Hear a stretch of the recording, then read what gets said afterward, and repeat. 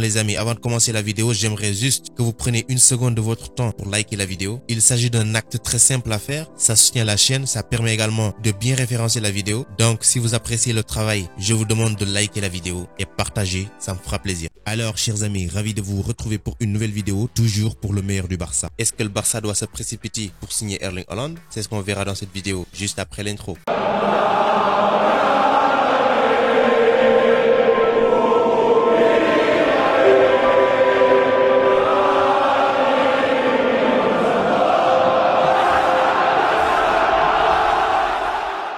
Alors, ce ne sera pas une longue vidéo, on va parler uniquement du cas Erling Haaland. Comme vous le savez, ce n'est plus un secret, le FC Barcelone veut Haaland, mais est-ce que le Barça doit se précipiter ou même faire l'impossible pour le signer? Certes, c'est un joueur que tout le monde aimerait avoir pour son efficacité devant le but, mais également pour son implication dans le projet de jeu des équipes à laquelle il se trouve. Mais n'est-il pas un risque pour le FC Barcelone de signer un joueur comme Haaland? Alors, c'est pas parce qu'il est nul ou il ne marque pas assez, mais au fur et à mesure que la vidéo avance, vous allez comprendre. Alors, il a été obligé de céder sa place en seconde période lors de la victoire du Borussia Dortmund sur Hoffenheim 3-2. Et peu après le match, Marco Rose, son entraîneur, a confirmé que le joueur s'était plaint d'un problème musculaire. Au fait, il a senti une gêne au niveau des adducteurs. C'est la 3e blessure du joueur cette saison, la 12e depuis la saison 2018-2019. Maintenant, il a tout de même réussi 16 buts en 14 matchs de Bundesliga. Le Borussia Dortmund n'a pas précisé combien de temps il sera absent. Alors, pourquoi je fais cette vidéo? Je peux dire que c'est pour deux raisons. La première, c'est parce que le Barça le veut et est même prêt à faire sauter la banque pour l'acheter. Sachant que le montant de son transfert peut dépasser les 200 millions, on peut se poser la question à savoir, est-ce que ce serait pas un risque de vouloir dépenser autant d'argent sur lui, vu que se blesse fréquemment et la plupart du temps c'est des blessures musculaires. Mais s'il y a une chose à prendre en compte, c'est que ces blessures ne dépassent pas un mois. Sa plus longue durée d'absence a duré 34 jours et c'était tout récemment. Mais à part ça, c'est entre 2 et 27 jours d'absence. C'est un peu extraordinaire quand même. Quand on sait la complexité des blessures musculaires, maintenant il faut dire que c'est un excellent joueur et il va apporter des buts au FC Barcelone, mais également côté marketing, il sera très important. Cependant, pour le FC Barcelone, il faudra justement apprendre de nos erreurs du passé. Un joueur peut être très doué, mais à partir du moment où on peut compter sur lui dans les rencontres importantes, ça sert absolument à rien. On l'a vu avec Ousmane Dembélé qui était un joueur très technique et très à l'aise dans les dribbles. Certes, jusqu'à présent, il fait preuve de maîtrise dans les éliminations, mais également dans les dribbles, mais sa finition reste comme elle était. Depuis son arrivée au FC Barcelone, la raison pour laquelle Bartomeu et sa bande étaient partis le chercher en Allemagne n'a pas été au rendez-vous jusqu'à présent. Il se blesse non seulement tous les mois, mais quand il est disponible, son rendement n'est pas extraordinaire parce que sa finition est très mauvaise, mais également il est diminué par les blessures. Donc pour le Barça, il va falloir, avant de signer Haaland, étudier tout cela. S'ajoute à cela la situation de Ansu Fati et ça commence à m'inquiéter. En tout cas, il est très fragile. Donc vouloir signer Haaland et l'associer à Fati, deux joueurs qui subissent des blessures fréquemment, en plus de perdre Ousmane Dembélé, même si selon certains médias, son agent va rencontrer Matteo Alemany. Pour l'instant, il a un pied au dehors. Donc cette association signifie que le Barça doit s'attendre à ce que l'attaque soit décimée à tout moment et ce serait tout simplement chaotique. Et même si Dembélé finit par rester au Barça, ça ne changera absolument rien. Il se trouve dans la même situation. Mais pour moi, le plus important serait le fait qu'il n'ait pas une doublure avec le même niveau pour que quand il se blesse, on puisse compter sur lui. Parce que Luc de Jong, c'est clair qu'il partira à la fin de la saison. Martin Braithwaite, je ne sais pas s'il sera un joueur important dans le dispositif de Xavi Hernandez ou pas, mais le Barça doit songer à trouver une doublure de taille si une fois Haaland devrait venir au Barça et que ses blessures ne s'arrêtent pas. La deuxième, c'est le rendement du joueur. Comme vous le savez, les blessures peuvent bloquer l'ascension des joueurs, mais également diminuer son rendement sur le terrain. Un blessé ne joue pas non seulement, mais si la blessure est répétitive, il va se méfier de certains duels, à moins que ce soit un joueur qui ne craint absolument rien et qui se jette n'importe comment. L'exemple d'un Araujo qui se blesse, même pas 5 jours tu reviens, et c'est pas tout le monde qui le fait. Je pense qu'il est nécessaire de trouver une doublure à Haaland. Par exemple, si Ousmane Dembélé est parti, on aura Ferran Torres sur le côté droit, Haaland en numéro 9, Martin Braithwaite n'a pas le même niveau que Haaland, Luc de Jong va partir à la fin de son prêt, donc il va jouer en 9.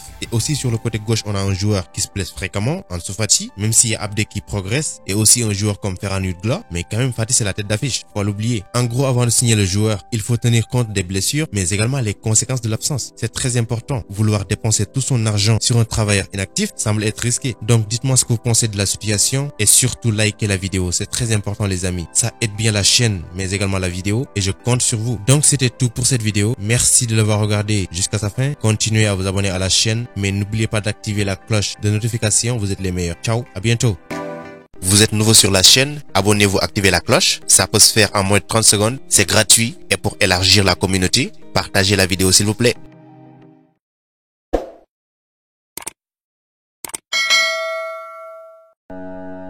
Pour échanger avec moi directement, c'est possible sur Instagram. Le lien se trouve dans la description, donc rejoignez-moi là-bas, ainsi que sur Twitter et même sur Facebook.